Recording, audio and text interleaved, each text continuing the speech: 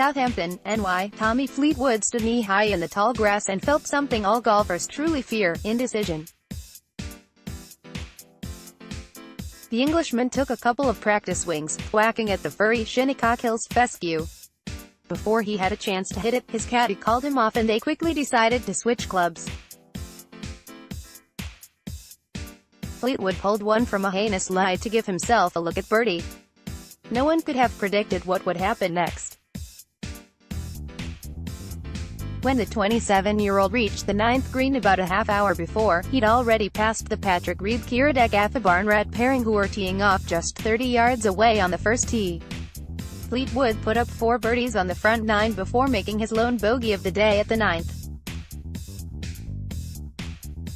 After starting the day 6 shots back, Fleetwood managed to cut his deficit in half as he walked to the 10th. Still, his galleries playing with Russell Henley were sparse. The stars were just teeing off, the major champions, the guys with real shots to win the championship. Then the putt on 12 dripped in. An approach to about 2 feet on the 13th gave Fleetwood another birdie. His shot into the long par 4 14th came up short of the green, but the 12th-ranked player in the world poured in. Walking to the 15th tee, Fleetwood flashed a big smile to the raucous gallery.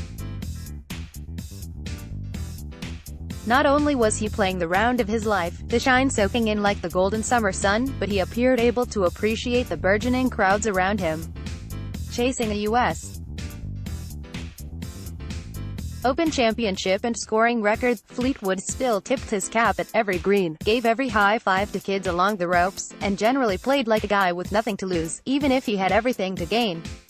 A snaking putt for birdie gave Fleetwood 4 in a row and Shinnecock Hills was officially rocking as the U.S. Open scoring record quaked at the flowing locks of Fleetwood.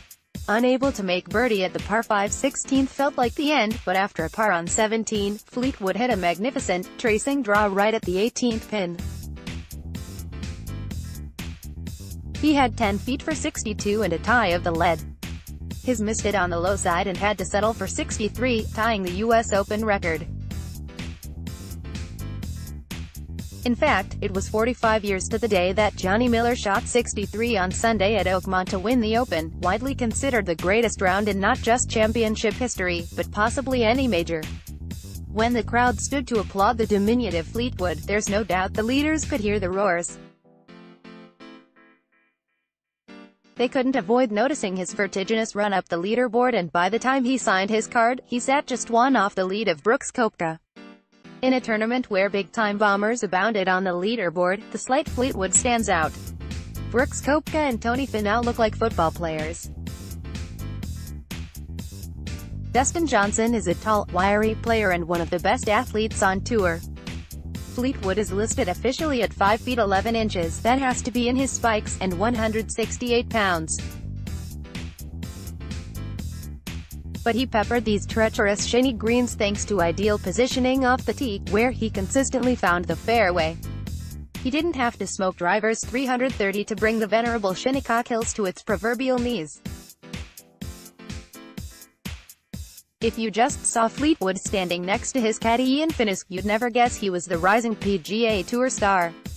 But there was no doubt on Sunday as the long-haired Fleetwood dazzled fans with one of the great rounds in the history of the championship in its 118th playing.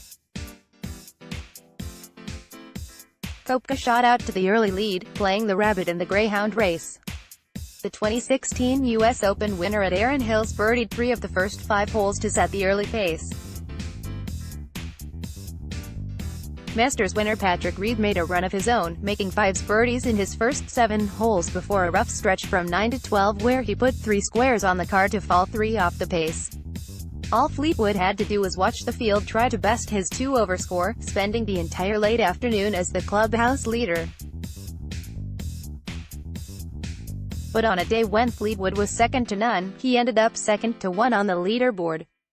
Brooks Koepka made some unbelievable up-and-downs, saving par on multiple occasions from deep rough. In true U.S. Open fashion, perhaps his biggest putt came on the par 3 11th when he drilled a long putt for bogey after flying the green.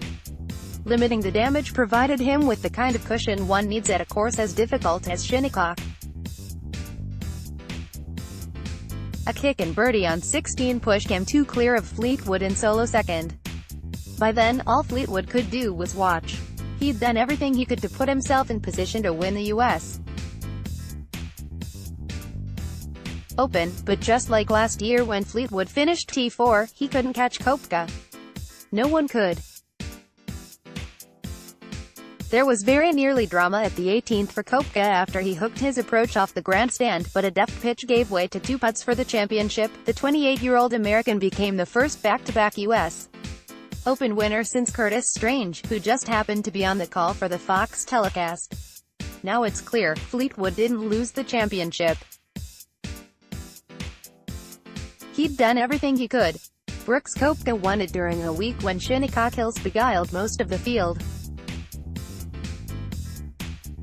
He'll never forget missing makeable birdie putts at 16 and 18 that would have set the U.S. Open scoring record, as well as the major championship record. After Koepka's bogey on the last, it must be doubly excruciating for Fleetwood to know he could have had the record in a shot at a playoff. Though his missed putts will likely be seared into his memory, those lucky enough to be in the Southampton crowd on Father's Day will never forget watching Fleetwood chase history.